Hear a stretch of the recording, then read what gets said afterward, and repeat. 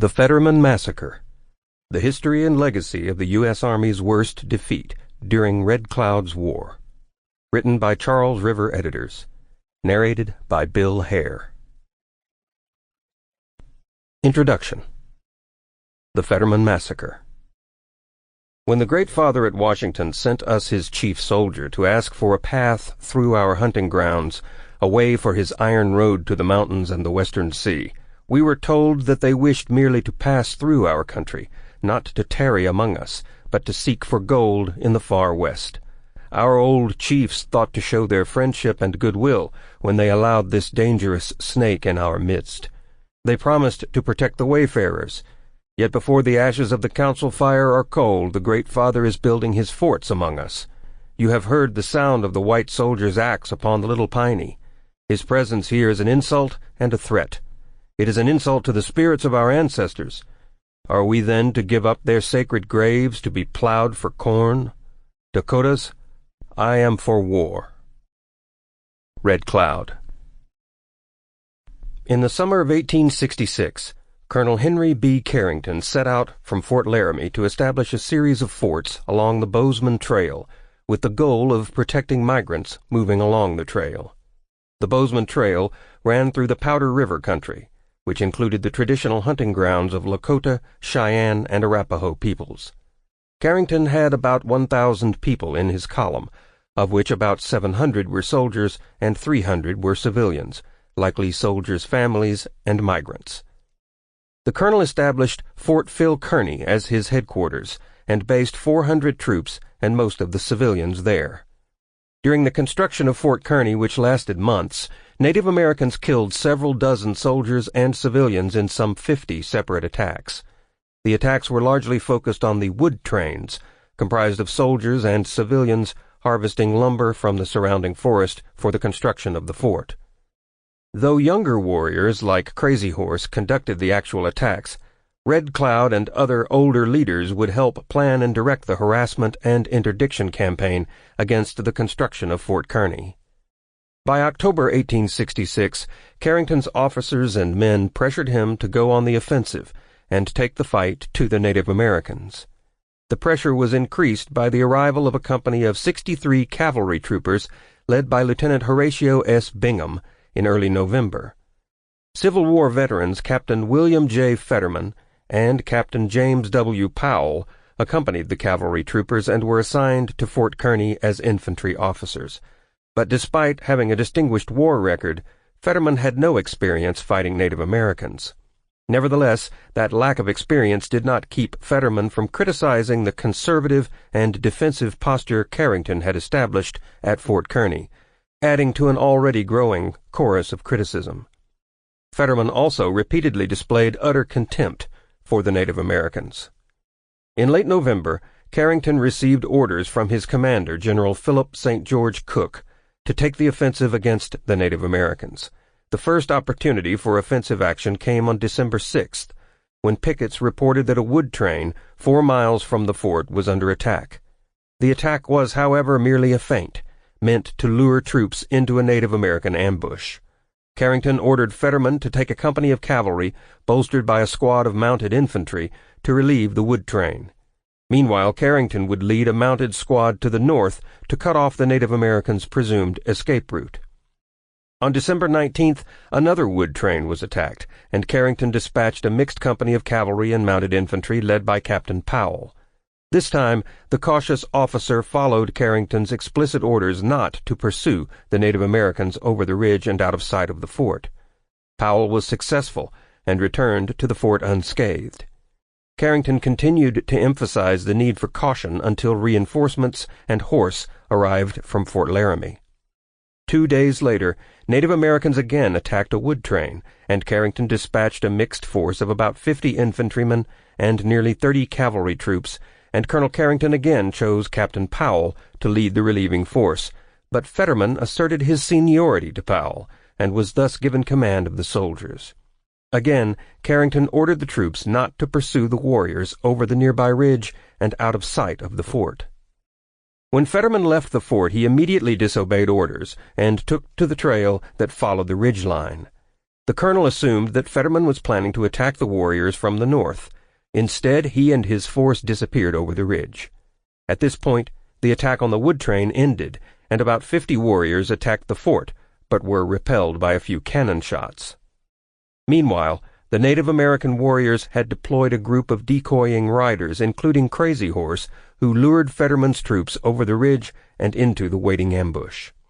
About midday, soldiers at Fort Kearny heard a large volume of gunfire coming from the north, the direction where Fetterman had led his troops.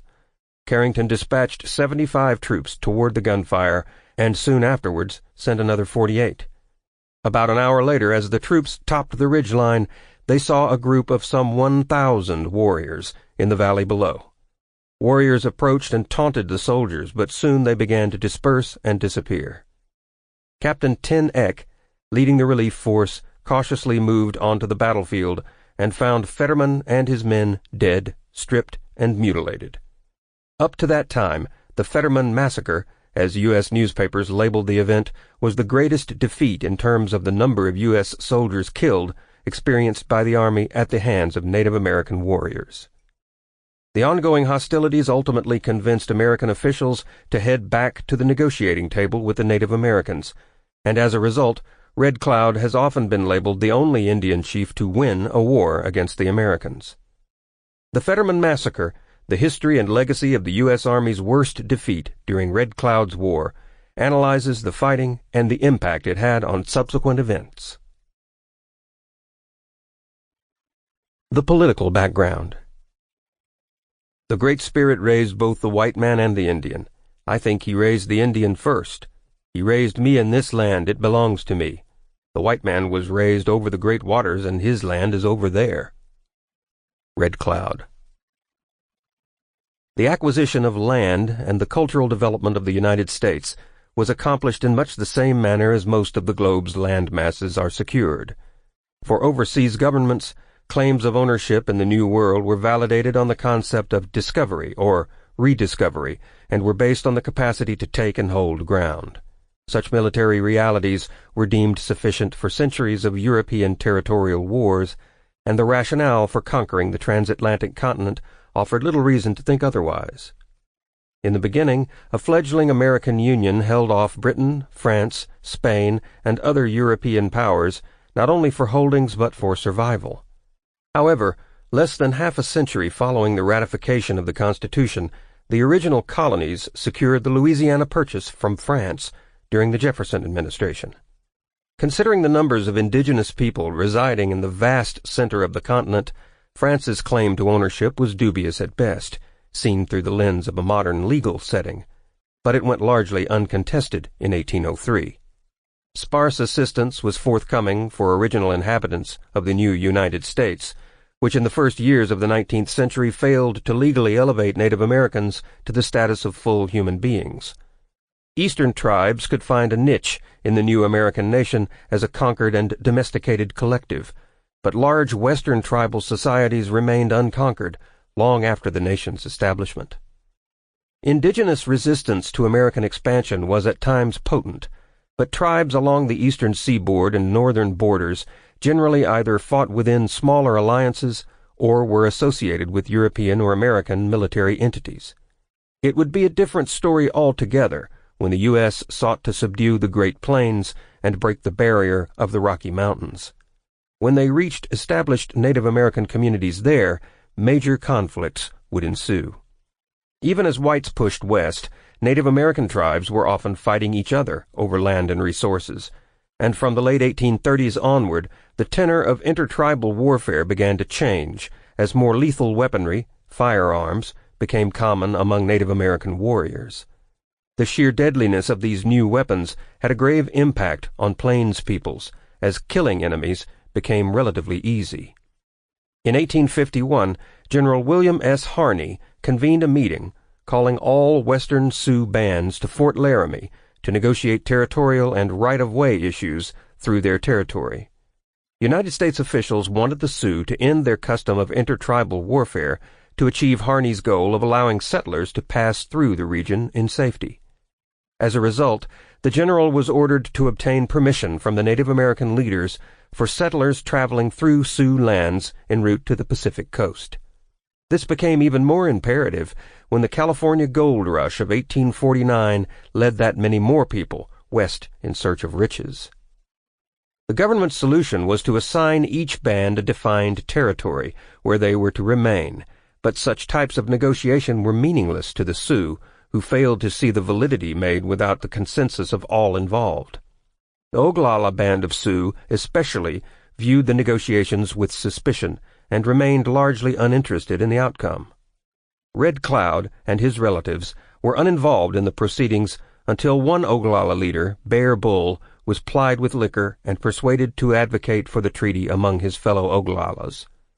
The old chief strongly argued for the treaty and even sought to dictate the actions of his people. His attempt was a complete and utter failure, and his drunken response was a rash decision to fire into a crowd of his own people, during which he killed Red Cloud's father and brother. In the warrior societies of the plains, it fell upon Red Cloud to avenge the deaths of his relatives, and with a stolid nature born from a knowledge of and faith in his way of life, Red Cloud challenged Bear Bull. In the ensuing challenge, Red Cloud shot and killed both Bear Bull and his son, who had tried to defend his inebriated father. While this outcome seemed harsh and tragic, Red Cloud's actions were supported by his people. He had done what was expected of an Oglala warrior. Eventually, the Fort Laramie Treaty of 1851 was signed between the Americans and representatives of several Native American tribes, including the Cheyenne, Sioux, Arapaho, Crow, Assiniboine, Mandan, Hidatsa, and Arikara.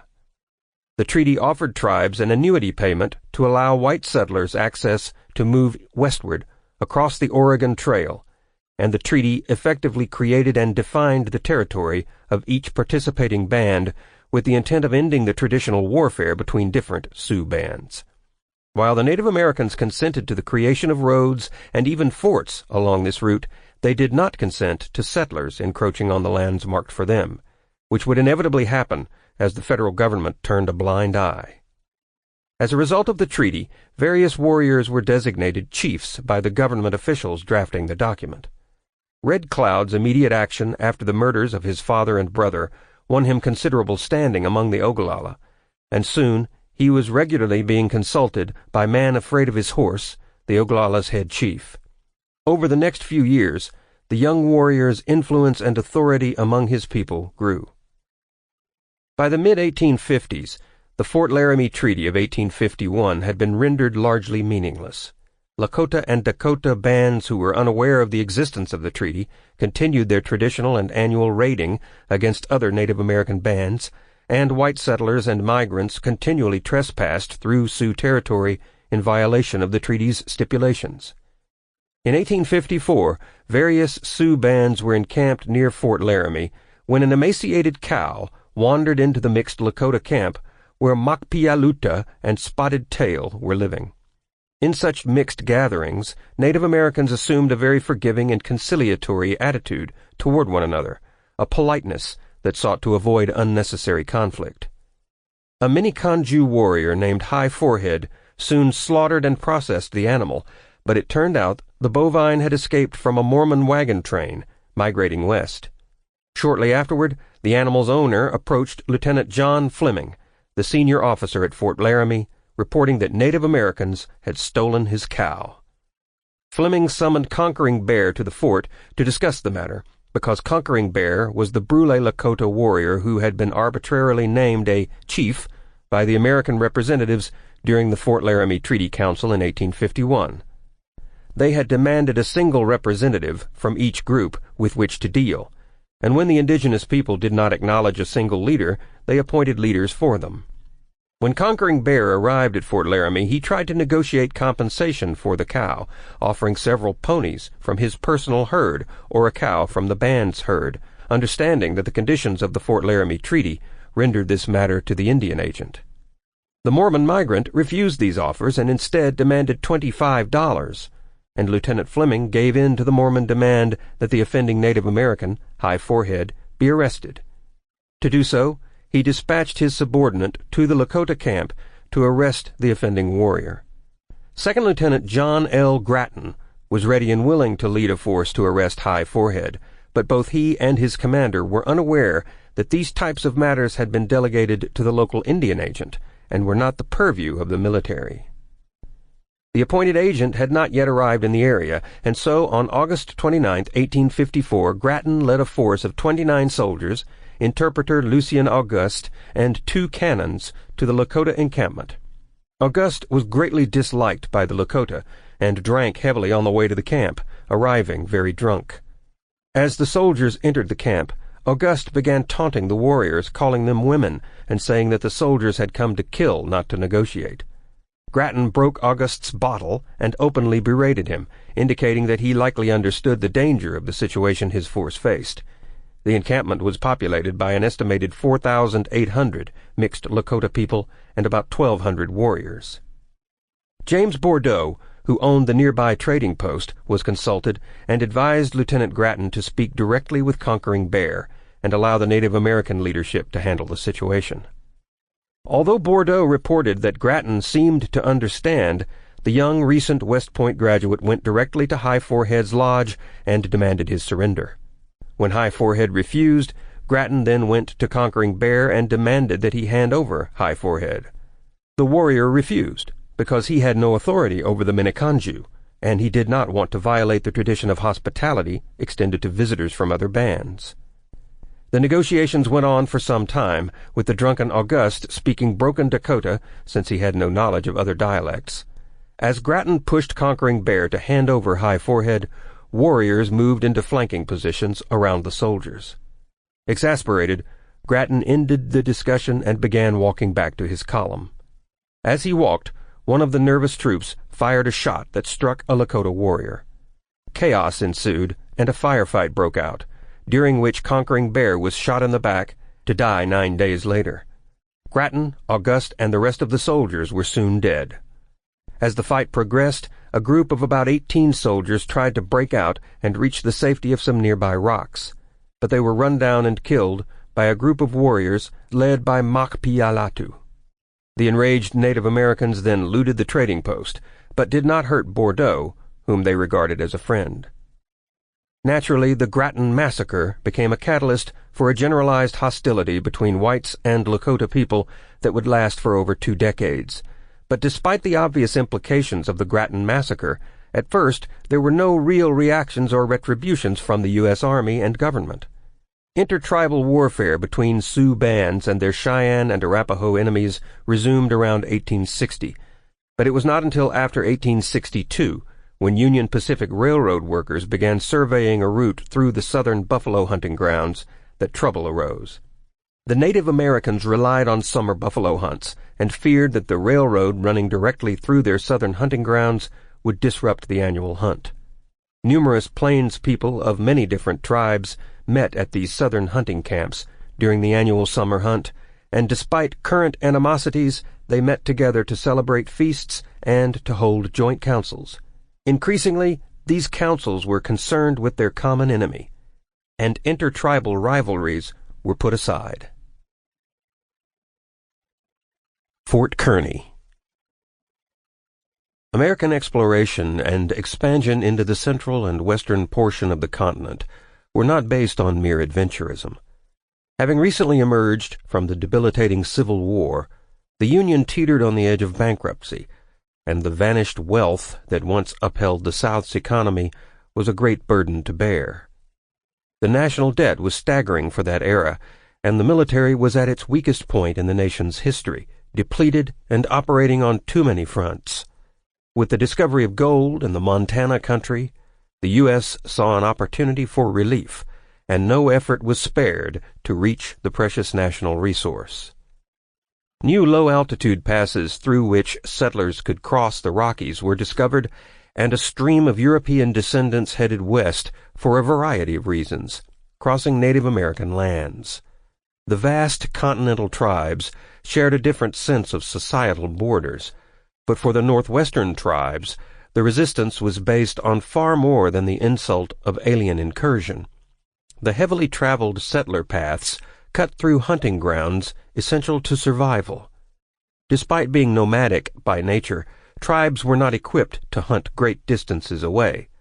The growing settler and military presence decreased the supply of food in the locale and trampled native customs with which the white man was unfamiliar and toward which he was generally dismissive. Tribes did not take up arms in lockstep with one another, but eventually the Sioux and Cheyenne forged a potent alliance, drawing in numerous groups on the periphery, most notably the Arapaho. The natives' need for sustenance and the national need for solvency crossed what one author termed a traffic jam of natural resource consumers, both four-legged and two-legged. The Powder River country occupied portions of what are now Wyoming and Montana, and two of the biggest military debacles in American history befell the Army there in its campaigns against the Plains tribes. The latter defeat of General George C. Custer at Little Bighorn is legendary, but its model event took place a decade prior, in the late winter of 1866, spurred on by the establishment of the Bozeman Trail, a new route to the gold fields. In the early decades of the century, the Powder River region was known only to a handful of legendary mountain men who spent years trapping there. Several low-lying passes were painstakingly discovered by these lone figures who walked and rode across the mountains at various points. The Oregon Trail took the first caravans across the continent, but with the discovery of the Montana gold fields, a second route branched off to the north to reach them. Even in the wake of the treaty made at Fort Laramie, natives did not expect the further intrusion of white trailblazers and prospectors across the delicate hunting grounds. The Americans professed little to no interest in what was known as the Powder River country. They simply wished to cross, but the cost to the first inhabitants was steep. In 1863, John Bozeman opened a trail that saved prospectors several hundred miles to the gold fields. Before the establishment of the trail, gold seekers customarily traveled by steamboat to Fort Benton on the Missouri River, then another 250 miles to the gold fields of Alder Gulch in the Ruby River Valley. Others took the Oregon Trail to Fort Hall, Idaho, before heading 275 miles north to the fields. Departing from the original Oregon Trail, the Bozeman route headed northwest across Wyoming, fording the Powder River and Tongue River, and navigating the Bighorn Mountains. Considering the terms of Fort Laramie, Bozeman's establishment of a new route was of questionable legality at best. Bozeman was warned when a band of Sioux and Cheyenne stopped his first caravan on the trail in 1863, during which the group of 89 men and their families were instructed to turn back or risk being killed. The main body of the train retreated to Emigrant Road, as no military escort was available at the time. However, Bozeman and 9 others waited until nightfall and forged ahead, riding in the dark to escape detection. They successfully reached the community of Virginia City in the upper Nevada country. Bozeman's successful crossing of the new pass led over 2,000 settlers to follow suit in the next 3 years. Most caravans, such as the Townsend train, went through heavily armed to resist the almost steady harassment from Sioux and Cheyenne raiding parties. In Townsend's case, the settlers maintained an advantage when confronted by one such band, suffering only one fatality on the journey. Much of the intensity and organization of tribal resistance was shaped as a direct response to blunders committed in the region by the U.S. Army during the same year. In November, Colorado militiamen, stationed to the south, began to raid Cheyenne and Arapaho camps with the blessing of the territorial governor. Chief Black Kettle's band of around 200 men, women, and children was situated on land granted them by the Treaty of Laramie. However, the Pikes Peak gold rush mandated that the agreement be renegotiated. The regional government recommended to Black Kettle that he lead his people to a safe encampment near Fort Lyon and fly an American flag to establish themselves as friendly. However, John M. Chivington and his cavalry unit attacked anyway after a night of heavy drinking, massacring a large portion of the encamped Cheyenne. Well over half of the Indian victims were women and children. The Sand Creek Massacre ignited the entire indigenous population of the Great Plains, and in the Powder River country, the protracted retaliation organized itself under the leadership of Red Cloud. The Powder River region was under general control of the Crow until the approach of the early 19th century, but they had been supplanted by the Sioux and other tribes with large forces before America's first attempts to control the mountain passes to the west.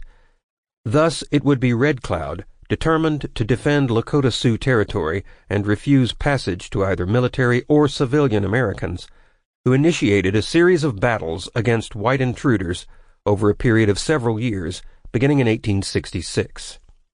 Had it not been for a disastrous example of bad timing on the part of the American Army, what was to be known to many Americans as Red Cloud's War might have been averted. While the Army negotiated for safe passage across the Bozeman Trail, they were simultaneously building forts and importing detachments of soldiers to heighten protection for settlers. In the few periods when Red Cloud was of a mind to join negotiations, some off-putting example of American might appeared at the most inopportune time. For example, in 1865, General Patrick Connor had begun construction of Fort Connor, later to be renamed Fort Reno, built as a unilateral act outside of the Laramie councils. In the winter of the same year, General William Tecumseh Sherman, of Civil War fame, visited the winter headquarters of Colonel Henry B. Carrington in order to review the officer's suitability for relocation to Powder River with his contingent of troops. Only a few months earlier, Carrington had worked as an Army surveyor, helping to prepare the Platte River region for the railroad. When he arrived in Laramie commanding a unit of 700 soldiers from the 2nd Battalion and the 18th Infantry, Red Cloud cut short his participation in the council. Not only did Carrington's intimidating arrival constitute a stunningly ill-timed move, but his caravan was filled with supplies for building and equipping a series of forts, complete with household items for officers' families. Red Cloud stormed out in a fury, complaining that the American government was forcing its way across the Montana Pass while requesting permission to occupy it at the same time. He subsequently declared he would not participate in any subsequent councils. The Connecticut-born Colonel Carrington was largely oblivious to his unfortunate time of arrival. Under orders from Major General John Pope, the 42-year-old colonel with no combat experience in the Civil War was instructed to design, build, and staff several forts along the Bozeman Trail. Carrington was described by one historian as an ardent anti-slavery man whose pre-military years were spent practicing law in Ohio, with an expertise in engineering and design. He was physically diminutive and sported long hair with a dark beard, and the Indians took to calling him Little White Chief. By the time of his departure from Fort Laramie, Carrington had brought almost 2,000 new recruits with him, plus a force of 300 Civil War veterans to help occupy the forts. With these men, Carrington ably staffed Fort Sedgwick, Salt Lake City, and Fort Bridger, and on August 12, 1866, he began construction of Fort C.F. Smith, 70 miles to the northwest. However, the remaining force with which to man Fort Phil Kearny and the proposed wagon route around the Bighorn Mountains was only comprised of the 2nd Battalion of 8 companies, barely suitable for sustaining even peacetime operations. Perhaps more than the show of force witnessed in Fort Laramie with Carrington's arrival, the presence of 12 women, 11 children, and a host of domestic items that included mowing machines delivered the final insult to Red Cloud.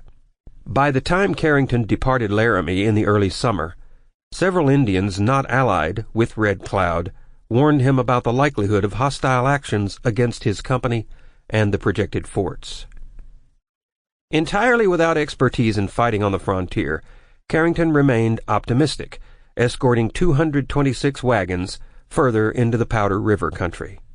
Many of the horses and supplies intended for his use went missing before his departure, but Carrington continued to fulfill his assignment on schedule. He stopped first at the already established Fort Reno, nearly 180 miles south of Laramie, and left a garrison there for its protection. Continuing up the Bozeman Trail for over 60 miles, he selected a suitable spot for the construction of a large fort, which he designed and oversaw through the entire process. The infamous enclosure was soon named Fort Phil Kearny, after Major General Philip Kearny, who died at the Battle of Chantilly a few days after Second Bull Run. Although Indian actions were directed against nearly all travelers and forts along the Bozeman Trail, Red Cloud, who refused to sign a non-aggression treaty, chose Fort Phil Kearny and Henry Carrington as the primary objects of his attacks. The raids, usually involving a small number of warriors, began from the first day of the fort's construction, and were often focused on teams of woodcutters and arriving supply wagons.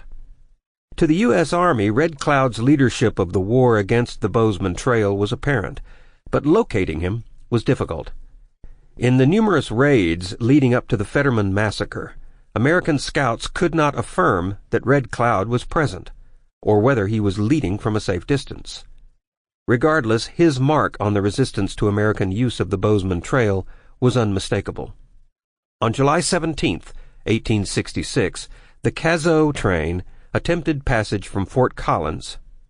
Peter Cazot and Henry Arison led the two wagons, with 3 postal employees, Cazot's Oglala wife Mary, and 4 children. Camping at Pino Creek, only 6 miles from Fort Phil Kearny, Cazot's group was approached by a small band of northern Cheyenne coming from a council with officers at the fort. Demonstrating no aggression, they tarried at the camp, but they were soon joined by a band of Sioux, demanding that the Cheyenne fight with them in a raid against the fort. The Cheyenne refused and were berated as cowards before eventually being driven from the camp. The incident seemed to have passed, but the Sioux returned the following morning and killed Cazot, Arison, and the 3 employees. Arison's wife hid in the brush with the children, and they were later rescued by soldiers from the fort. 3 days after the Cazot massacre, another small wagon train was attacked by an alliance of Sioux and Cheyenne at Crazy Woman Creek, a fork of the Powder River. Unlike the Cazot train, the Crazy Woman Creek attack was defended by a unit of 20 soldiers on their way to Fort Phil Kearny. Lieutenants Daniels and Templeton scouted ahead and were attacked by a band of 50. Daniels was killed, and Templeton escaped with an arrow in his back and severe facial wounds. He was able to reach the train, and the wagons were immediately circled. The whites settled in for a day-long battle, and they were eventually rescued by the arrival of a larger train offering reinforcements. By 1866, traffic across the Bozeman Trail had slowed to a trickle due to Red Cloud's efforts. The U.S. Army had no answer to the war chief's textbook guerrilla war, successfully accomplished in large part through the efforts of Crazy Horse and other young leaders of the Sioux, Cheyenne, and Arapaho. Crazy Horse, like Red Cloud, was born in the Central Plains, near present-day Rapid City, South Dakota. Brought up around the white man's environment, he was nicknamed Curly as a young boy. However, by the time he reached maturity, the future leader of the Oglala Sioux was hailed as an able tactician and determined warrior. The son of an Oglala medicine man, Crazy Horse later related a vision from his youth, declaring that he would distinguish himself as a warrior against the invading whites. As an expert in erecting strong structures for defense, Carrington had done well in selecting a location for Fort Phil Kearny, but the situation was still far from perfect.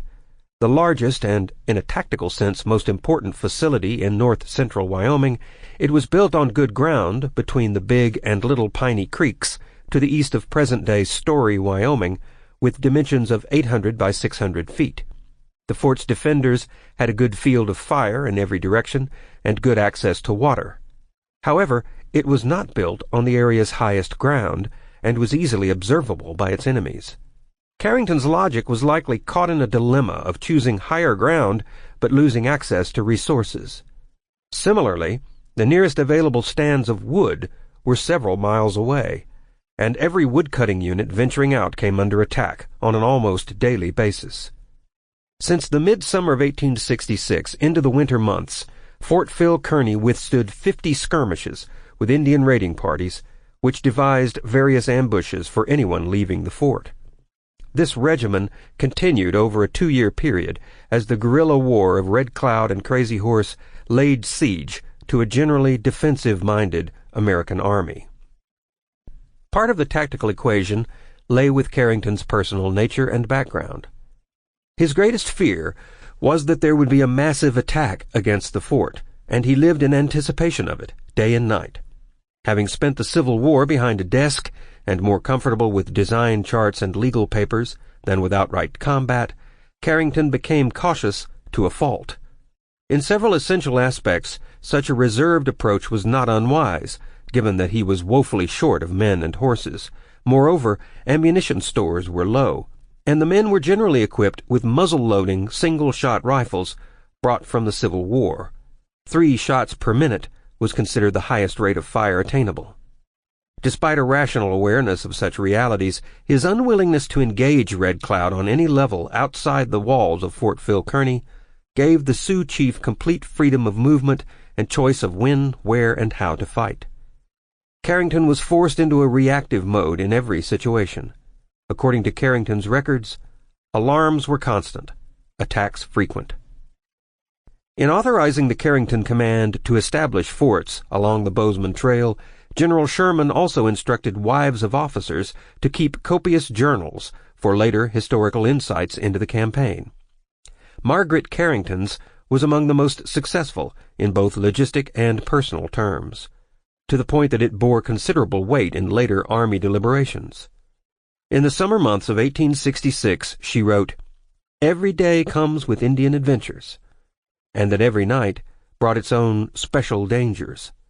A handful of servants had come with her on the journey westward, and she attempted to normalize life for the families within the confines of the fort walls. Devising all the communal activities she could, including reading games, quadrilles, and music, Margaret was able to sustain a collective stability. However, she suggested that despite her best efforts, members of Fort Phil Kearny were never able to establish any true sense of peace from one day to the next. The general state of anxiety reached a peak when a promised shipment of ammunition failed to arrive. The ongoing stalemate also caused much discontent within the ranks of Carrington's officers, most of whom were fully battle-tested and acutely aware that their commanding officer was not. The general feeling called for aggressive action rather than patrolling the perimeters of woodcutting parties and being picked off 1 or 2 at a time. The cutting parties only worked a few miles from the fort, yet dozens of men had already been lost. One officer was found with 120 arrows in his body, and many lost personnel were killed in view of the fort. Carrington had built a lookout post to detect danger at a greater distance, but in almost all cases he declined to respond outside of sending small patrols.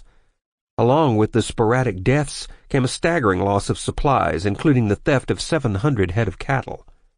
Within a brief period, Carrington had gained a reputation among his men as an alarmist and, to many, an outright coward.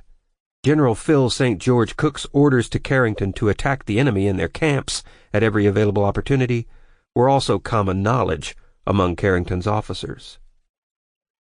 The first good news for the officers who wanted a more offensive-oriented policy finally came in November 1866 in the form of Lieutenant Horatio S. Bingham's Company C of the 2nd Cavalry as reinforcements.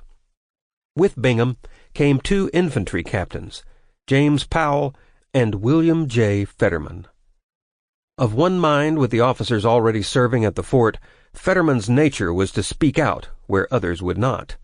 While every officer wanted to undertake an offensive against Red Cloud and his guerrilla raids, it was Fetterman who pushed for the extermination of all indigenous men of fighting age throughout the Powder River region, including the Bozeman Trail. Despite Carrington holding the superior rank, Fetterman was aware of General Cook's orders, and that Cook had threatened Carrington with a court-martial due to missing reports that were later found to have been delayed in the postal system. Moreover, among the new officers it was Fetterman who held the highest rank in a technical sense, since he was breveted as a colonel. By dint of that promotion, he could exercise most prerogatives of a colonel, albeit subsisting on the pay of a captain. Likely born in New London, Connecticut, Fetterman was the son of a career officer of Pennsylvania German ancestry. 5 years before his posting at Fort Phil Kearny, Fetterman enlisted with the Delaware Infantry and had received his brevet rank for gallant conduct. Fetterman was a colorful character, but reckless to some, and historians still debate the merits of his actions while at Fort Phil Kearny. For decades, biographers and historians maintained that it was Fetterman's foolishness and brash disobedience of orders that led to the ensuing massacre that now bears his name. Regardless, to say that he was critical of Carrington's defensive posture must be taken as a gross understatement. Fetterman was openly scornful of Carrington, both in and out of his presence, despite his own lack of fighting experience on the frontier against Plains Indians. In his correspondence, there was no veiling of his sentiments. A November letter to Charles Terry, one which was later published in the Annals of Wyoming, he stated unequivocally, "We are afflicted with an incompetent commanding officer." He added optimistically that the general belief among the officers held that Fort Phil Kearny would be relieved of him in the coming reorganization, he going to the 18th and we becoming the 27th Infantry. The Fetterman Massacre. Look at me.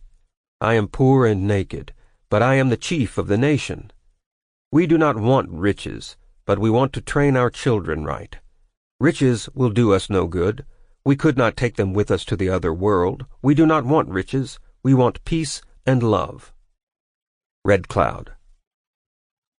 Throughout November 1866, Red Cloud raised the intensity of his raids as Fetterman continued to express contempt for Carrington and his tactics.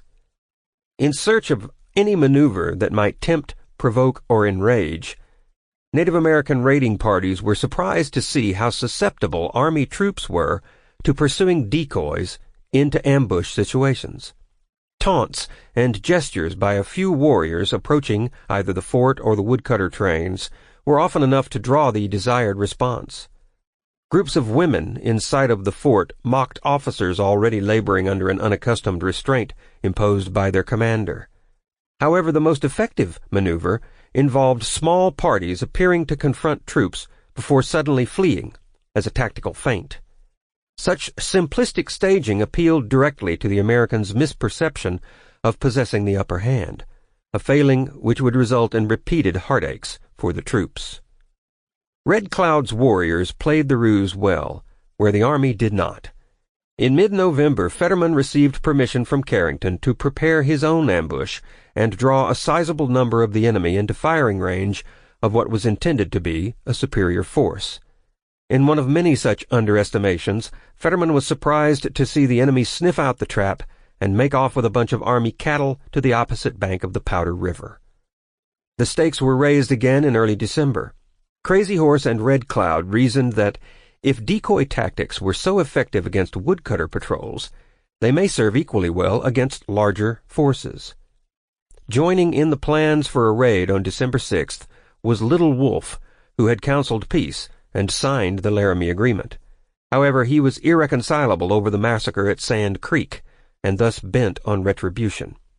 Black Shield and White Bull shared the sentiment, supporting the increased scope of future raids.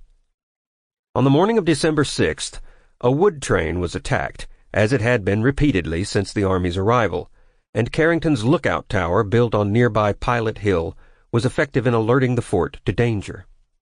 A detail of 30 cavalrymen was sent out to relieve the woodcutters under the command of Fetterman and Lieutenant Bingham. To that point, the scenario was much like every other day at Fort Phil Kearny. However, in an unusual display of forthrightness, Carrington himself led a force of 25 mounted infantry out of the fort with Lieutenant George Grummond as his second in command. Carrington planned to have Fetterman drive the attacking decoys away from the wood train and toward the infantrymen, circling around Lodge Trail Ridge, where the retreating enemy would be cut off. All went well in the beginning. Fetterman reached the wood train in short order and sent the attackers retreating toward the location where Fetterman believed Carrington to be. However, Carrington and Grummond had not yet arrived at the appointed spot. The second sign of trouble appeared when Bingham's cavalry became dangerously strung out, isolating the men, many of whom were inexperienced. A general panic arose within the cavalry as the fleeing Indians inexplicably turned on them, now able to attack soldiers individually, as they were too far from immediate support. To complicate matters, Bingham himself suddenly galloped off in a different direction, for an unknown reason, leaving his confounded men behind. One theory claims that he was going to the rear lines to rally the troops, but the more likely scenario suggests that he set off in pursuit of a small group of Indian decoys. Regardless, he was soon cut off from his own men and from Fetterman's force. Unable to fight his way back, Bingham was felled by a barrage of arrows. The next misstep in a series of misfortunes for the troops saw Carrington become unexpectedly engaged in a separate skirmish to the north of Lodge Trail Ridge. He was able to weather the attack and eventually meet up with Fetterman on the Bozeman Trail in the Pinot Valley. Drummond had made the same serious error as Bingham by going his own way and finding himself cut off after pursuing a phantom force. He was fortunate enough to find his way back to Carrington by hacking through a large force with his saber. Once reunited with their commanding officer, the collective found its way back to the fort. They considered themselves fortunate to have lost only Bingham and 2 sergeants, with 4 soldiers wounded. The Indians suffered 10 dead. Red Cloud's forces were not discouraged at the failure to inflict greater damage on the opposing force. Now operating under the assumption that pursuing decoys represented an allure the American cavalrymen were unable to resist, they resolved to continue the tactic at regular intervals. For Crazy Horse and other chiefs, a belief emerged that the strategy might work against the fort itself. Carrington, with no battle experience in either the Civil War or frontier fighting, was likely rattled by the daily anxiety and suspense. However, he probably saw the larger picture better than his subordinate officers, and he issued orders prohibiting anyone from pursuing the enemy over Lodge Trail Ridge for any reason. That order was tested less than 2 weeks later when the wood train was again attacked on December 19th. The relief force was sent out under the command of Captain Powell, who followed Carrington's orders to the letter. The attacking decoys were driven off, but no subsequent pursuit was offered. Once again, the Sioux alliance shrugged off the result and prepared another decoy attack in a few days. The next raid occurred on December 21st, and saw Crazy Horse and his fellow chiefs employ the same tactic as seen in all the previous raids. Red Cloud recalled in hindsight that he had consulted a tribal hermaphrodite said to possess special powers before the battle. As Red Cloud stood on the butte overlooking the projected battlefield, the half-man rode his pony in a crazed manner in 4 separate maneuvers between the butte and Lodge Trail Ridge. Following each pattern, he drew his hands to his face, palms upward, before continuing. He explained to Red Cloud that with each drawing of his hands he was scooping up the lives of U.S. Army soldiers, and following the final repetition, he claimed that 100 blue-clad soldiers would be killed on that day. On the morning of December 21st, nearly 2,000 warriors concealed themselves along the road to the north of Fort Phil Kearny as the wood train left the fort for the pine stands at approximately 10 a.m. The attack by the Indian decoys commenced an hour later, involving only a small band of warriors. As he had 2 days earlier, Carrington gave the command of the relief party to Captain Powell. What happened at this point is still a subject of debate, aside from the fact that Brevet Colonel Fetterman eventually led the rescue unit out of the fort. It is suggested by many that Fetterman pulled rank on Powell, but either way there's no doubt Fetterman was displeased by Powell's willingness to obey the non-pursuit order. Equally clear was the fact that Fetterman wanted an immediate fight to end the conflict once and for all. He was already a notable figure at Fort Phil Kearny for an extraordinary boast he made before the entire company. "With 80 men, I could ride through the whole Sioux nation." Though the declaration is historically supported in one form or another, some disagreement ensued between various officers and enlisted men long after the fact. According to Private F.M. Fessenden, Carrington never made an offer of command to Captain Powell, and Fetterman simply asked for the assignment. Even the order of non-pursuit as an ironclad directive was disputed by some of the men present. Fessenden added that no one substantiated the order, least of all on December 21st.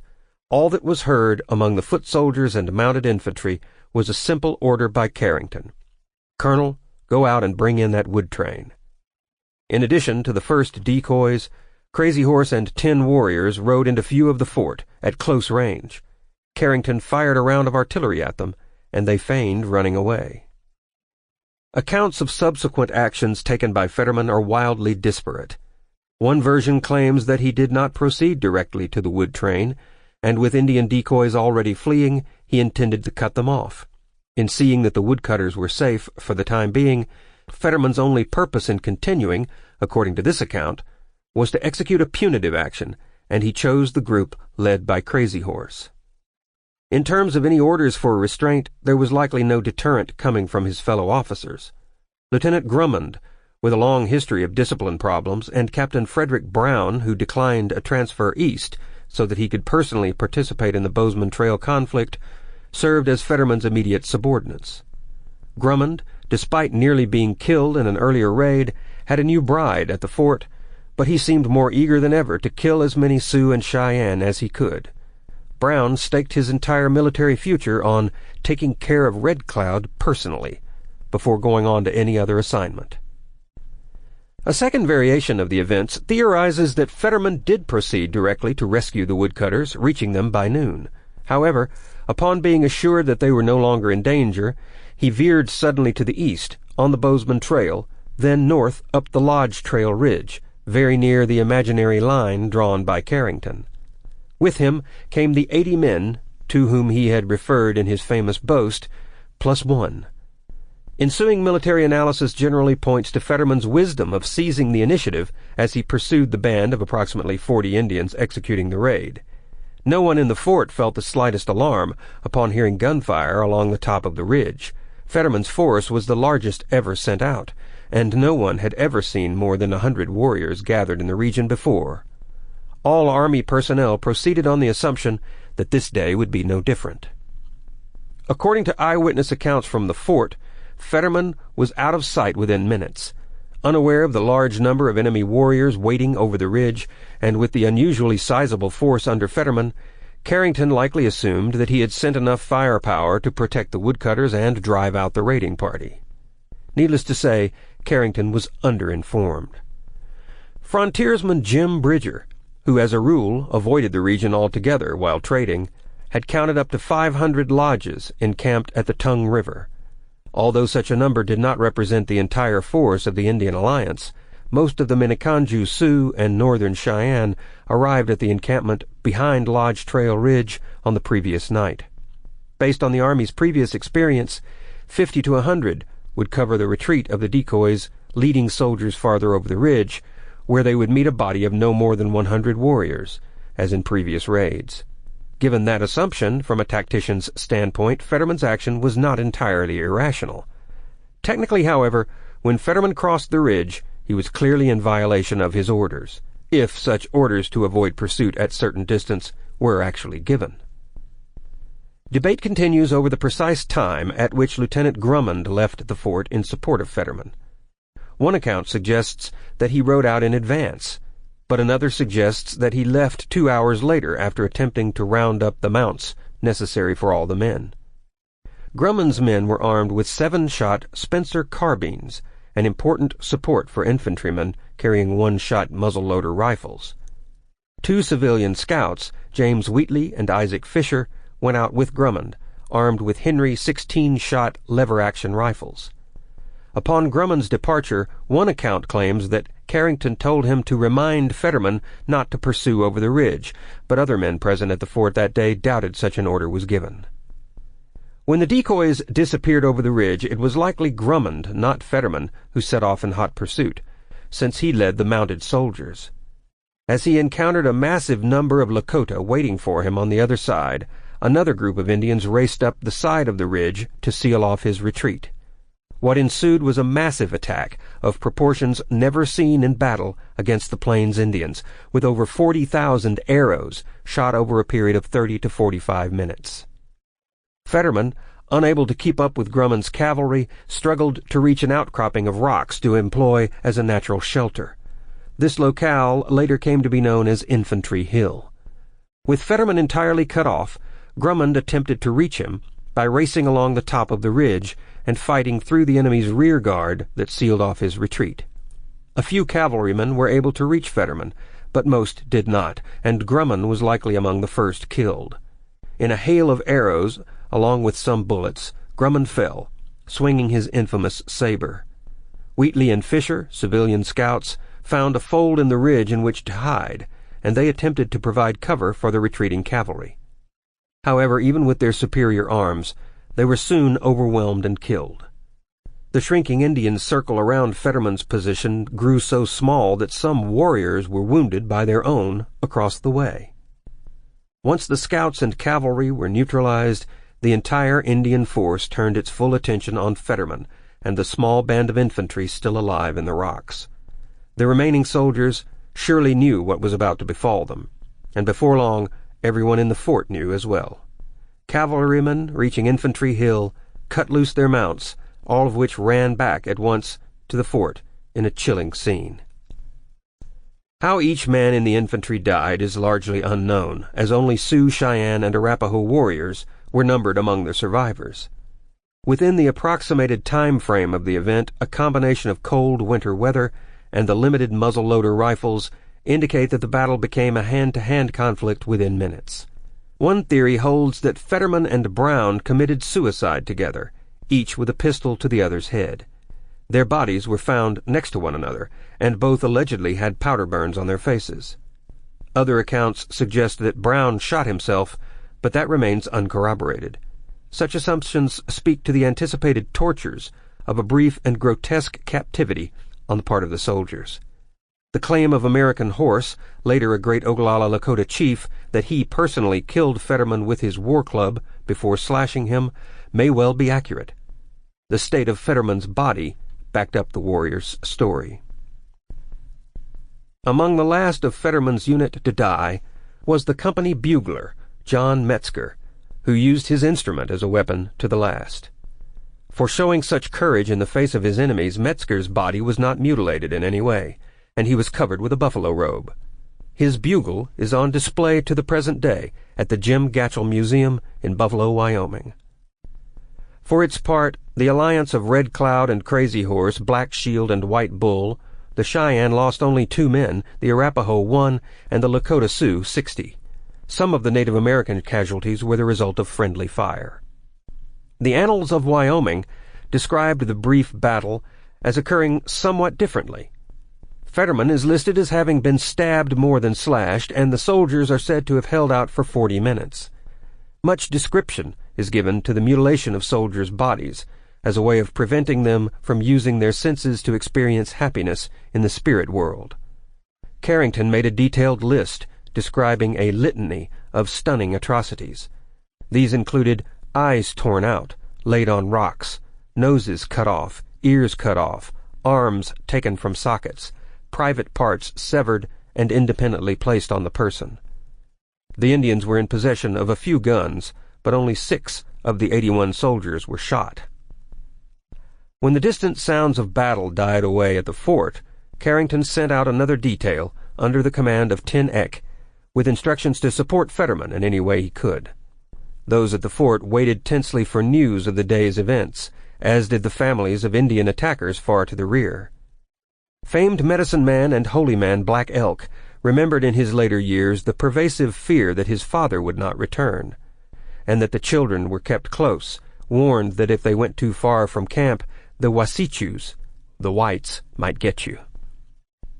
Eyck arrived at the site to find mutilated bodies freezing into grotesque positions. As he watched the Indians leaving the battlefield, they turned and jeered at him, daring him to come down onto the flat and fight with them. Eyck knew better than to respond to such goading. When the Indians were gone, heading to Pinot Valley, he took back 49 bodies. Ramifications. To Carrington, logic dictated that the Indian force would return within a day to attack the fort, now weakened by the loss of 1/3 of its forces. Carrington's viewpoint was for the most part based on Civil War thinking, which saw regiments hurl themselves against immovable barriers and overwhelming fire, such as in Pickett's charge at Gettysburg. However, lunging at the heart of an enemy's defense with massive force was not the Indian way, and not typical of any form of guerrilla warfare. Nevertheless, when Carrington received news of Fetterman's fate, he prepared for an all-out assault, and sent word to Fort Laramie by a lone rider, John Portuguese Phillips, who volunteered for the mission. Laramie lay 240 miles away, and Phillips would have to endure tortuous winter conditions. In an astonishing feat of endurance, Phillips arrived in Laramie only 4 days later. He wore multiple layers of clothing and was wrapped in a buffalo hide coat. He entered Fort Laramie at 11 p.m. on Christmas night, interrupting a full-dress garrison ball. At Fort Phil Kearny, Carrington himself led the detail to recover the remainder of the soldiers' bodies, and a blizzard set in as he returned to the fort, postponing the inevitable attack. However, he continued preparations for such an assault by storing extra ammunition and powder in the magazine. Women and children were instructed to go there if the Indians broke through the walls, at which time the magazine would be detonated. Assuming the worst, if white women or children were captured, taking their own lives was the only reasonable alternative. Word spread quickly through military channels and through the press. General Cooke received the news in Omaha, Nebraska, and with no knowledge of the facts, he blamed Carrington without hesitation. Seizing the initiative in the U.S. Army was commendable if successful, but those who failed were generally either labeled as disobedient, neglectful, or cowardly. Carrington, harboring many valid grievances against the higher ranks, could not point an accusing finger at his superiors. Most of his reports were mysteriously delayed or misplaced, so as to place the blame on Fetterman's unruly character was the only alternative available.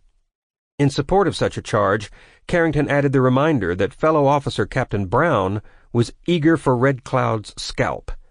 At one point, Carrington considered charging Captain Powell with complicity in the disappearance of his reports. In pursuit of that charge, he met with Ulysses S. Grant himself, who wouldn't hear of such a serious offense levied against a fellow officer. Carrington subsequently shifted his suspicion to Grant as the leading conspirator in the Army's effort to vilify him. In the wake of the massacre, Cooke replaced Carrington with Lieutenant Colonel Henry W. Wessels, who headed the relief column to Fort Phil Kearny, ironically bringing supplies and the long-needed extra ammunition. Grant replaced Cooke less than a year later. With Cooke added to Carrington's list of suspects, who either suppressed his accounts of the massacre or held him negligent for not sending any, Carrington's case took on the appearance of a widespread military conspiracy. In hindsight, he may not have been entirely incorrect in such an assumption. Captain William H. Bisbee, aide to General Cooke in Omaha, made certain at virtually every opportunity that all information leaving department headquarters incriminated Carrington as the lone guilty party rather than Fetterman. Cooke's staff further implied that Carrington was a habitual coward. An alliance between Captain Powell and Bisbee became apparent as part of a concerted effort to scapegoat Carrington for the catastrophe. Carrington was reassigned to Fort Caspar, and he had the misfortune of leading his forces and their families out of Fort Phil Kearny in another blizzard. Several in his party lost fingers and toes from frostbite along the way. As the New York Tribune and other papers sensationalized the massacre half a continent away, no one in the journalistic world seemed able to get the facts straight, any more than the Army could. Another publication claimed that the battle took place at the very gates of the fort, with the victims screaming to get in while those behind the walls watched. In Margaret Carrington's writings, later used by the investigation panel, a series of eyewitness articles were cited, written by individuals who could not have possibly been near the fort or known anyone who was. The only absolutions offered were handed down by Commissioner Louis V. Bogey, who put out a statement that friendly Indians should remain disassociated from the event and treated gently, and that even the attackers were rendered desperate by starvation.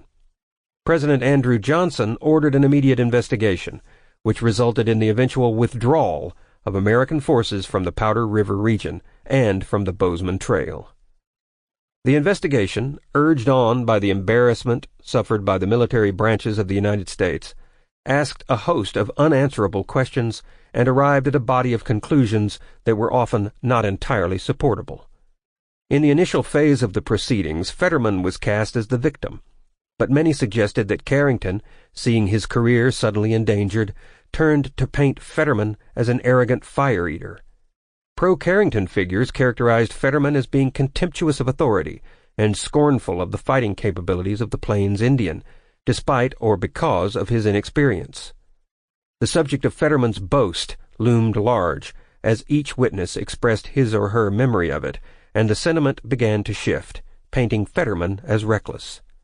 Margaret Carrington's journal claimed that Fetterman declared shortly after his arrival, a company of regulars could whip 1,000, and a regiment could whip the whole army of hostiles.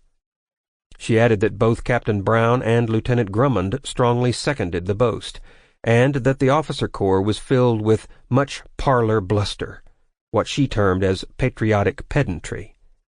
At the same time, by reminding the readers that the American Army officer viewed himself as an elite of society, and that grandiosity among the ranks was a common personality trait, Margaret Carrington unwittingly supported Fetterman's personal nature as being nothing out of the ordinary. Colonel Carrington's only memory of Fetterman's boast was that he declared, "I can take 80 men and go to Tongue River." However common grandiose parlor bluster might have been in such situations, the comment was not lost in the general conversation. Even Jim Bridger heard of it, while he was far from the region, through an aged scout named Philip Faribault Wells, and he in turn passed it on in various remarks. Upon the death of Margaret Carrington, Colonel Carrington married the widow of Lieutenant George Drummond, killed in the ambush. Frances Drummond, now Frances Carrington, repeated the boast in a book published decades later entitled My Army Life, A Soldier's Wife at Fort Phil Kearny. She wrote that Fetterman was emphatic on demonstrating to the Army that the new garrison was entirely unafraid to meet the Indians or anyone else. In the Sanborn Commission investigation of 1867, the year following the massacre, Colonel Carrington's testimony was regarded as inconclusive. His characterization of Fetterman as hot-headed and a reckless subordinate was successful at first. Carrington and a sufficient number of officers continued to maintain that Fetterman disobeyed a direct order, and that the case was a simple one on that basis. Through ongoing research in the following century, history proved unkind to both Carrington and Fetterman. Clearly, the highest-ranking officer's grasp on his command was a loose one. He was seen by his men as a paper pusher. Separate from the question of whether the order to pursue was given or not, the overarching instructions from headquarters were to conduct an aggressive winter campaign against the tribes in their camps. A new theory infers that Carrington, in a sudden burst of courage, ordered Fetterman to engage and pursue the raiding party, but was stricken with second thoughts in the following seconds. That would explain, according to some, why he sent Drummond with the reminder. Research undertaken in the 21st century tends toward a somewhat more sympathetic view of Fetterman's position among some, but it widens the debate for others.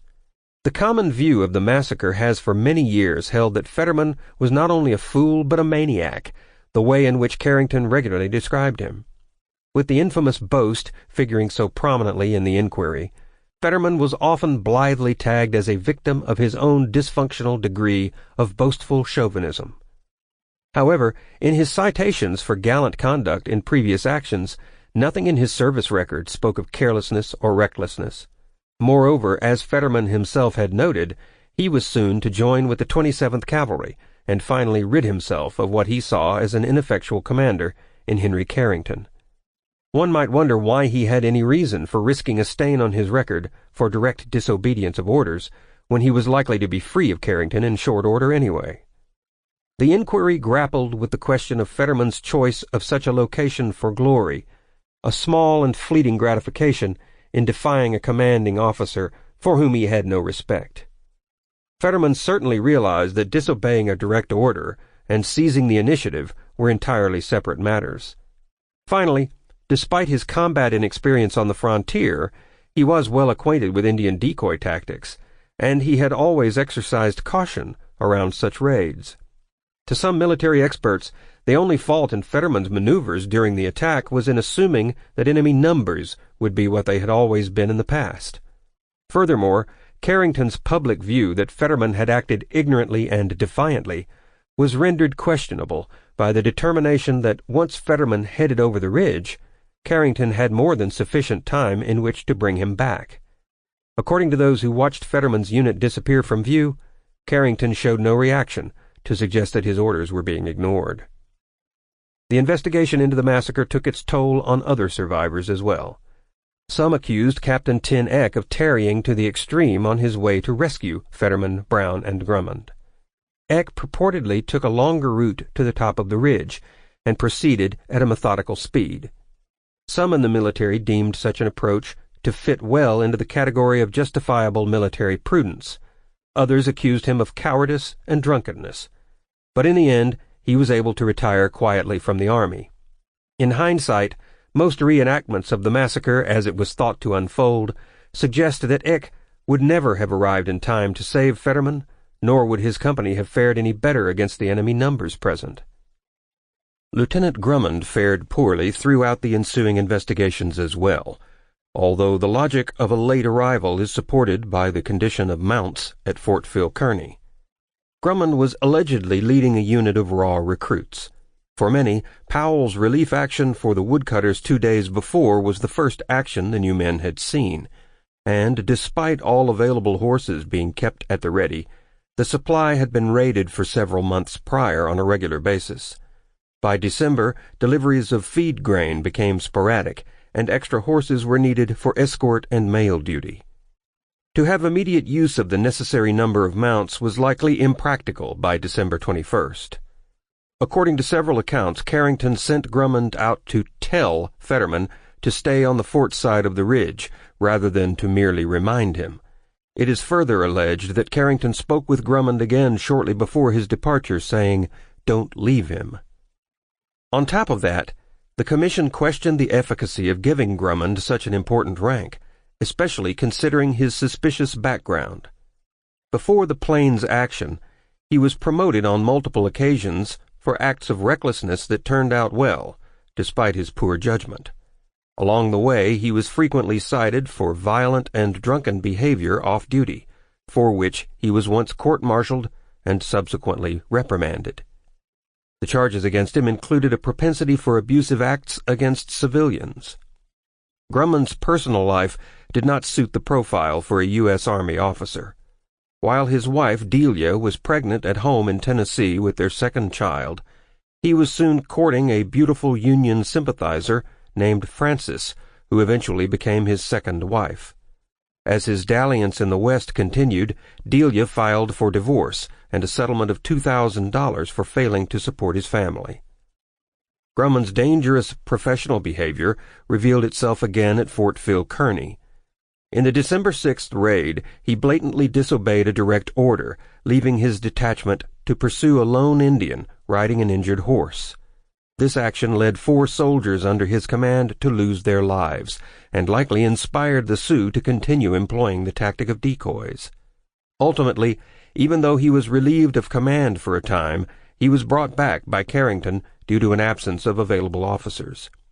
More than one source noted that Drummond appeared unconcerned with either the legal suits against him or with professional repercussions on any front. By the time he had been married to Frances for 20 days, a judgment reached him from Detroit, ruling in favor of his first wife.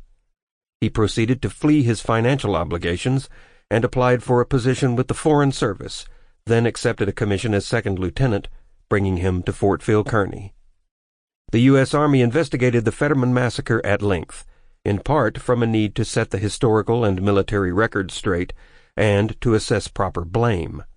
General Sherman was particularly shocked that Carrington cited a lack of support in men and materials from headquarters. To blame higher-ups was poor form. However, of more long-term importance was the question of the Bozeman Trail's efficacy as an institution to be maintained, how it was lost in the first place, and whether anything could or should be done about it. The end of Red Cloud's War.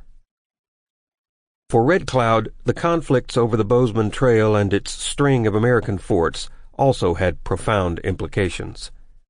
The massacre became known by many names to the various tribes of the plains, but most prominent are Battle of the 100 Slain and Battle of the 100 in the Hands.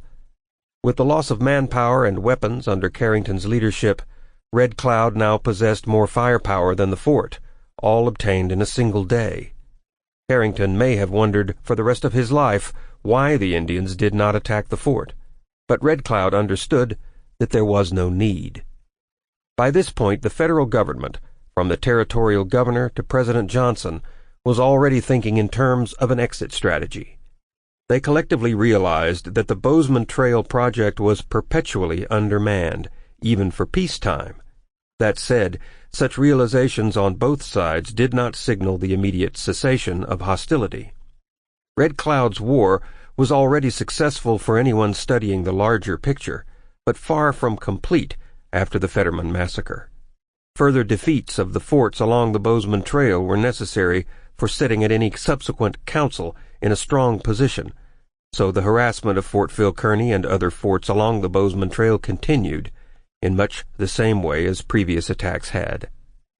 The Sioux and Cheyenne alliance was supremely confident after the 21st of December action, and began a new series of assaults, using the lessons learned from prior success. On August 1st, 1867, they attacked a hay-cutting detail of civilians protected by a handful of troops near Fort C.F. Smith in the Bighorn Valley.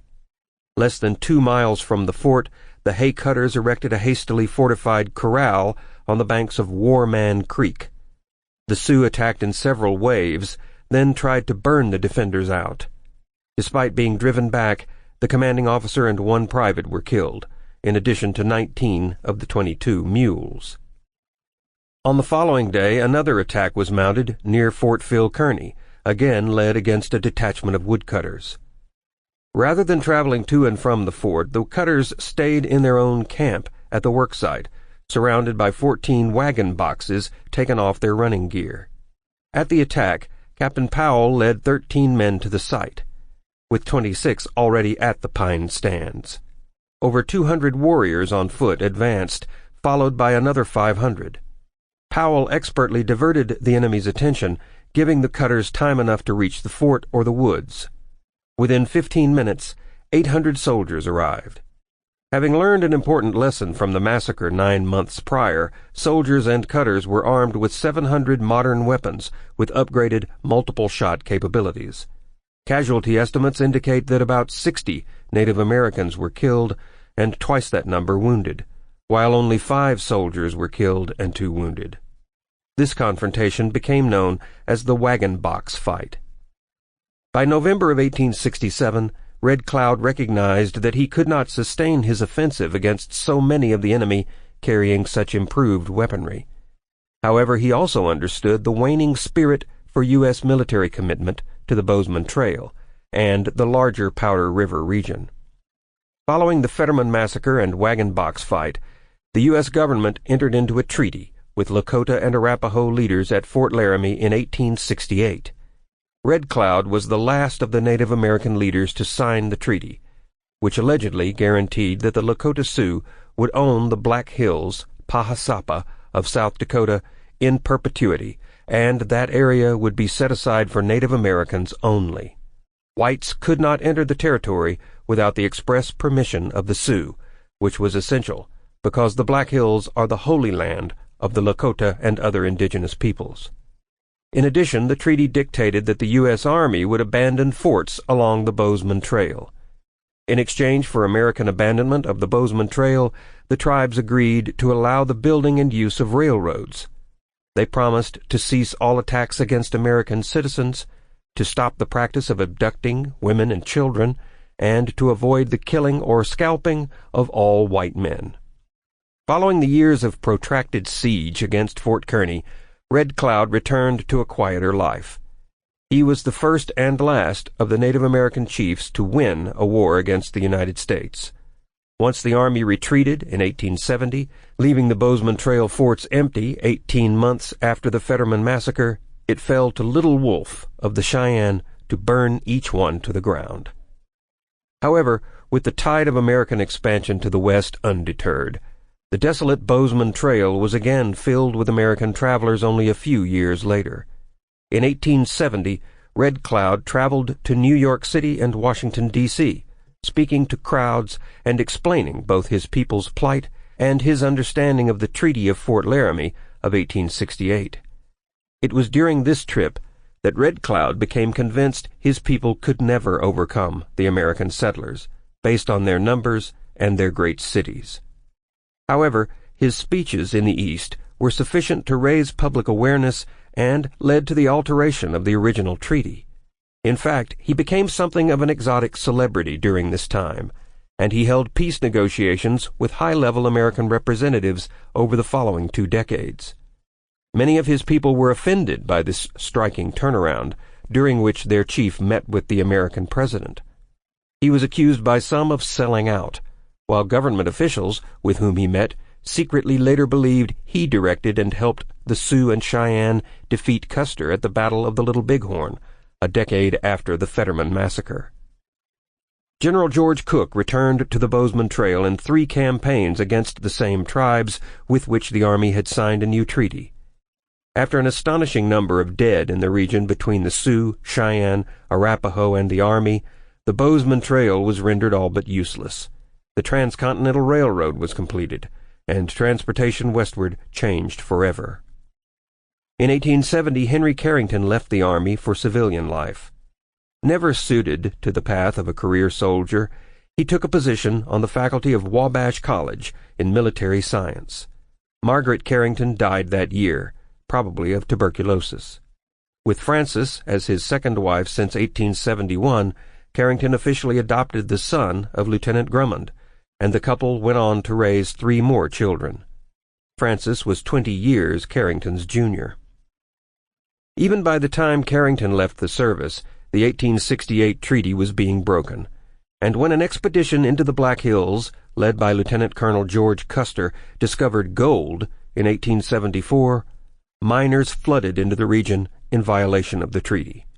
The Lakota, hunting within the confines of the territory promised to them by the treaty, began encountering white settlers and attacked them. Red Cloud considered it his right, and that of his people, to defend the territory that had been conceded to them in perpetuity by the treaty, and the Sioux warriors' ambushes created a virtual no-man's land within the Black Hills. White horse thieves and bandits also occupied the region, preying upon other trespassers and Native Americans alike. In response, whites demanded protection by the U.S. Army, which had been complying with the treaty, and ejected the white interlopers.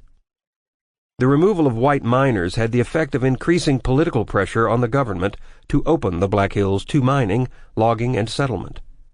In May of 1875, Red Cloud joined several other Lakota leaders, traveled to Washington in the hope of convincing President Grant to honor the treaty conditions. In response, the government attempted to purchase the Black Hills for $25,000. Later that year, Grant met with Major General Philip Sheridan and Brigadier General George Crook, and the 3 agreed to end the policy of ejecting miners and settlers. Also, the President and the generals decided to notify Native American groups not already residing on reservations that they had until January 31, 1876, to surrender to authorities and settle on the reservations. The concept of ultimatums was foreign to Native Americans, and many bands were so far from existing reservations that they would be hard-pressed to make it onto reservations before the deadline had passed. Red Cloud led one of these free bands that refused to report to the reservation. After the January 31, 1876 deadline came and went, the U.S. Army sent 2 columns of troops under General Crook and General Alfred Terry, and a 3rd column commanded by Colonel John Gibbon, into the region in March of 1876. The force was composed of 10 companies of cavalry and 2 companies of infantry, dispatched to provide protection for civilians mining in the Black Hills. However, the U.S. troops were caught in a blizzard, and the majority of them were forced to abandon their pack train. Also, the force suffered a number of frostbite casualties.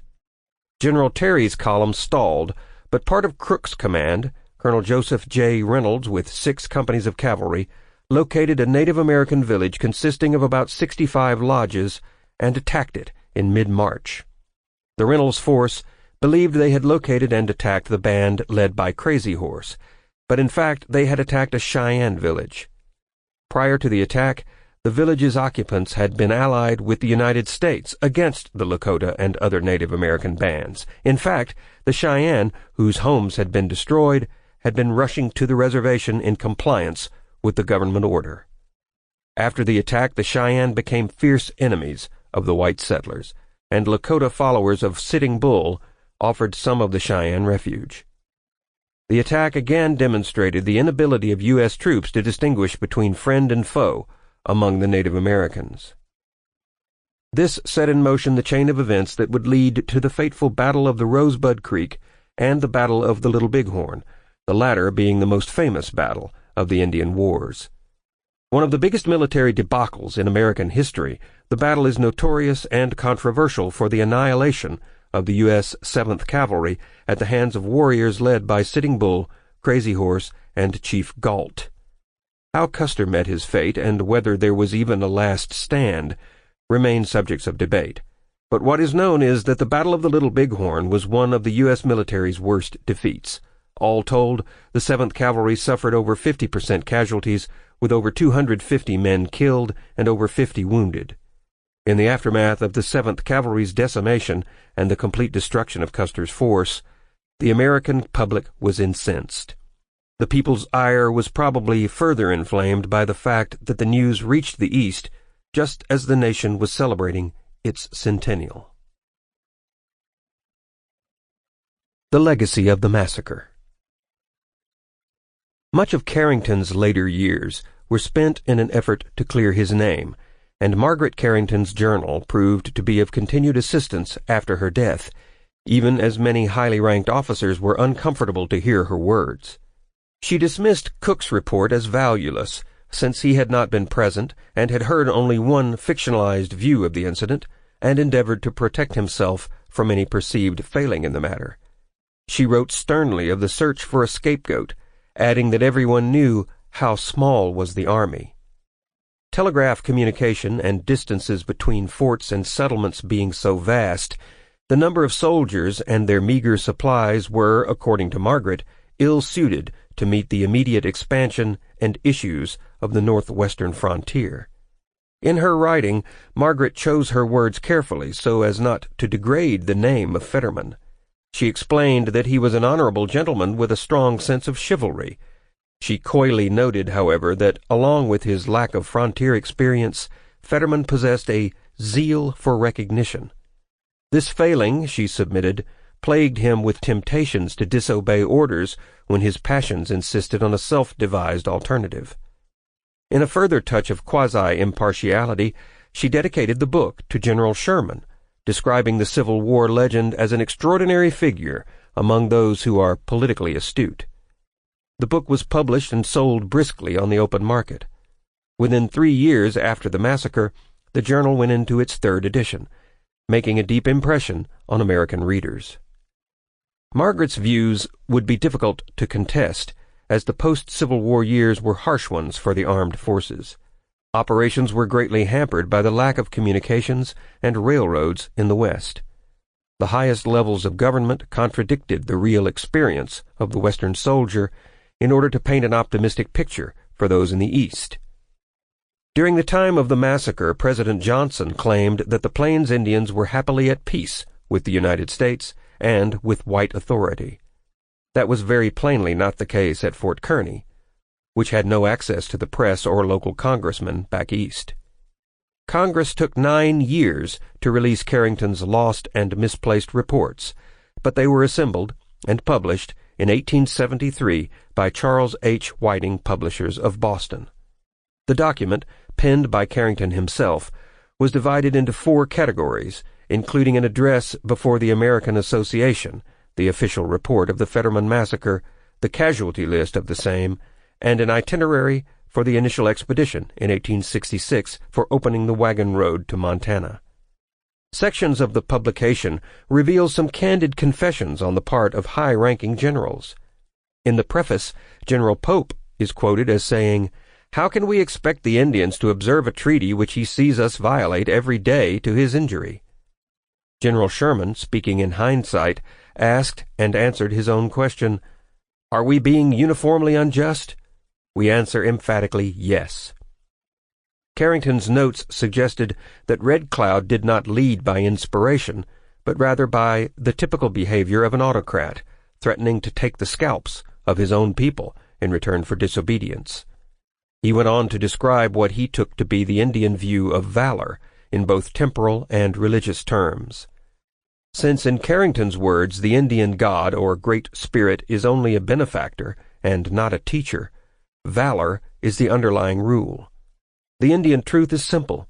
The Great Spirit approves valor and punishes cowardice. At the same time, the Indian does not see fighting against superior odds as a symbol of courage. Carrington wrote that the Indian comes as the hornet comes, in clouds or singly, but will not attack until he is in his ascendancy, holding the advantage. In his archival account of the massacre, Carrington insisted that Fetterman claimed the right to lead the woodcutter detail by virtue of his status as a brevet lieutenant colonel. He further asserted that his orders to Fetterman were explicit, to support the woodcutters and personally report back. His final and most ironclad order was equally explicit: do not pursue or engage Indians at its, the wood train's, expense. Under no circumstances pursue over the ridge. In an item not present in secondary sources, Carrington professed to have had some inkling of the Indians' increased numbers. If that is true, questions must be asked regarding his unwillingness to share such information. There is no attempt to analyze the way in which Fetterman and his soldiers died, only a description of the bodies and the spiritual view behind the mutilations. He added that Fetterman and Brown lay next to each other with revolver shots to their left temples. He did not suggest a double suicide, but with only 6 of the 81 soldiers dying by gunfire, the idea had to be entertained. Finally, Carrington added some insight into the number of arrows employed in the massacre, asserting that if an Indian was unable to retrieve a scalp, shooting additional arrows into the body reinforced the claim that he caused the enemy's death. Among the Sioux and Cheyenne, it was suggested that if an arrow missed, the Great Spirit did not want it to succeed. That arrow, therefore, was not used again. According to Shannon Smith Calitri of the Free Republic, the story of Fetterman's caricature as the zealous disobedient was shaped by Victorian-era gender roles. She explained that historians followed along with that current and embroidered the colorful common story written by those not present into a national myth. An interesting break in the perceived configuration of the battle came in 1966, when J.W. Vaughan published what one critic called a masterful analysis through aerial photography. The first aerial view of the ridge on both sides was complemented with a study of other forms of data, metal detector surveys, and records of cavalry operations. Vaughan's calculations determined that with Fetterman's men on foot and considering the distance of 1.5 miles more to Infantry Hill, the embattled colonel could not possibly have reached that spot in time. The conclusion drawn by the study suggests that Fetterman restrained himself and did not cross the ridge until Grumman's men ran too far ahead and were surrounded. The suggestion holds that Fetterman only continued forward to rescue Lieutenant Grumman, not the other way around, and was eventually caught in a ferocious counterattack. The remains from the Fetterman Massacre were relocated some years later to the Little Bighorn, where the Sioux annihilated Custer and his men. In that era, the two events were so clearly related that to merge the tragedies into one field of battle seemed logical and appropriate. The Fetterman battlefield site was dedicated on July 23, 1908, after 2 years of construction by local stonemasons. Veterans of Fort Kearny attended events there on a regular basis, and they endlessly recounted the events as they recalled them. The Native Americans did not memorialize the event in the same way, although markers and descriptions began to appear at the Little Bighorn monument some years later. After his brief flourish of appearances in the East, Red Cloud again withdrew from public life, and he died in 1909 on the Pine Ridge Reservation. General Carrington died in 1912. History continued to alternate between Carrington and Fetterman as the chosen villain behind the massacre. In 1960, Michael Straight's Carrington, a Novel of the West, portrayed the commander as a valorous hero, attempting to keep his foolish and passionate officers in line, including a grotesquely colored Fetterman. A notable article entitled "The Fatal Fetterman Fight" was published in 1977, increasing the notoriety of the event. In 2000, even such a prestigious source as the Smithsonian Magazine still referred to Fetterman as fire-eating Fetterman. The updated historical site dedicated to the Fetterman Massacre is maintained by the state of Wyoming. Although the downward slopes of the ridge are deemed private property with no access permitted, a monument has been erected on Infantry Hill. Nearby is the Fetterman Massacre geocache. The marker describing the battle in Sheridan County on Piney Creed Road is related to the others in the locale. The battlefield, as memorialized, extends to approximately 1 mile in length. Native American accounts tend to verify the findings of the government inquiry, although some vary. To the warriors involved, an accurate memory was an obligation to the Great Spirit, a cultural directive. Along with memory, veracity was important in tribal society, and to poach the valor of another was inexcusable. The Sioux did not fight for glory as much as they did for memory. When asked why they claimed the Powder River lands in the first place, and why they fought so fiercely to hold it, the answer was simple and unembarrassed. They had stolen it from the Crow, and forcing their enemy from his land was to the Sioux an achievement, not a moral question. Considering the opposing aims in the government approach to the Bozeman Trail, a successful outcome was unlikely from the start. The diplomatic message was to acquire permission to use the route and to calm relations with the Sioux and Cheyenne. At the same time, military orders, such as the ones given to Colonel Connor, instructed the Army to kill every male Indian over 12 years of age. In the Journal of Frances Carrington, she remarked on the double standard by admitting, on one hand, that the congressionally approved expedition was not in harmony with existing treaties.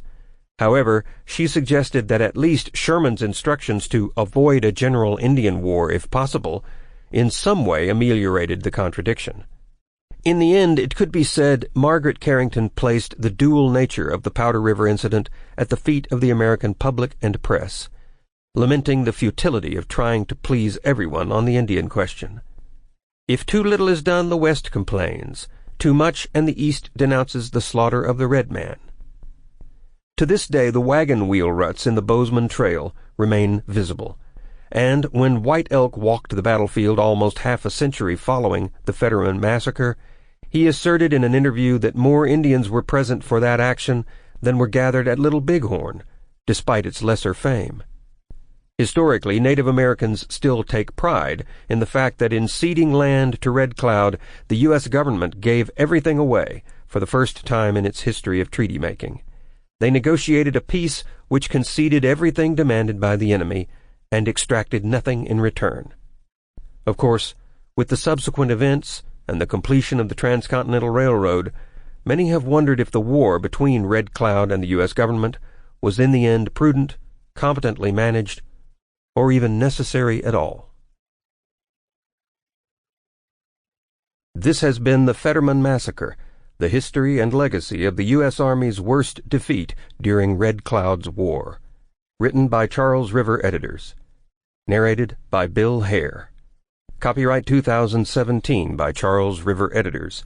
Production copyright 2017 by Charles River editors.